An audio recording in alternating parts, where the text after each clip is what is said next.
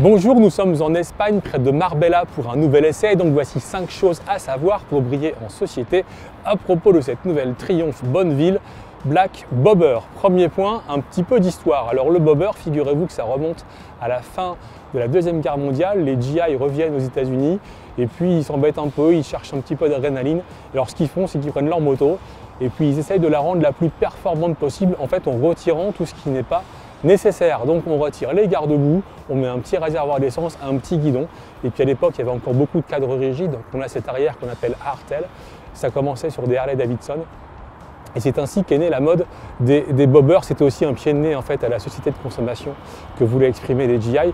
Sur le retour, il se trouve que Triumph, avec sa Speed Twin qui date de 1937, a aussi participé au mouvement. Les Américains ont pris des bases de Harley, mais aussi des bases de Triumph. Donc il y a une certaine légitimité à ce que Triumph soit sur ce marché aujourd'hui. Deuxième point, cette Bonneville Bobber. C'est une moto qui est assez récente puisqu'elle remonte à début 2017, en février. Et en fait, Triumph fait partie de la base de la dernière génération de Bonneville et puis a fait cette moto extrêmement épurée, extrêmement classique. Alors au début, ils ne savaient pas trop où ils allaient parce que voilà, c'est une moto qui a quand même un positionnement, une finition haut de gamme, donc elle est quand même un petit peu chère. Et puis monoplace strictement, donc Triumph était parti sur 200 ventes prévisionnelles en France et puis en fin d'année, ils sont quasiment à 700. Donc il se trouve qu'en fait le concept plaît et du coup, quelques mois après, ils arrivent avec une nouvelle déclinaison qui est cette Bobber Black. Et ça m'amène au troisième point, comment est-ce qu'on la reconnaît? C'est un Bobber en black, oui, mais il n'y a pas que ça. Il y a un nouveau train avant qui est complètement différent du train avant précédent.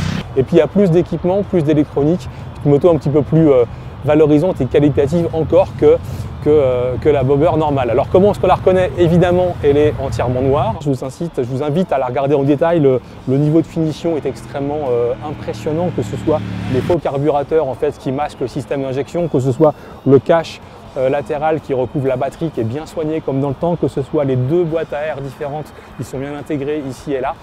Cette machine est vraiment assez valorisante et extrêmement bien construite jusque dans les moindres détails. Et puis l'autre nouveauté, c'est évidemment le train avant. Alors le train avant, on passe d'une roue 19 pouces sur l'ancienne, sur la Bobber classique, à une roue de 16 pouces sur ce modèle Black.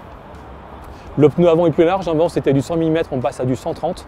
La fourche aussi est nouvelle, c'était une KYB de 41 mm, voici une Showa de 47. Et puis à l'avant il y avait un seul frein à disque, c'était d'ailleurs une critique qu'on pouvait émettre un peu sur le Bobber précédent. Maintenant on a deux freins à disque, on passe de Nissin à Brembo et le dispositif est plus efficace. Maintenant on peut rouler un peu vite, prendre les freins.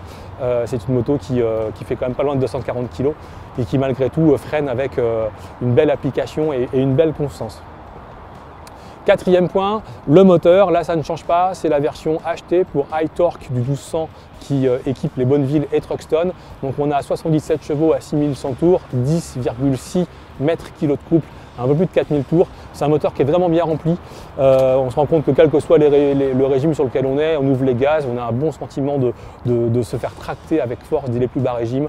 Évidemment, comme c'est un gros bicylindre, dans les tours au-dessus de 4000, bon, il y a un petit peu d'inertie, c'est un petit peu rugueux, mais ça allonge quand même assez bien.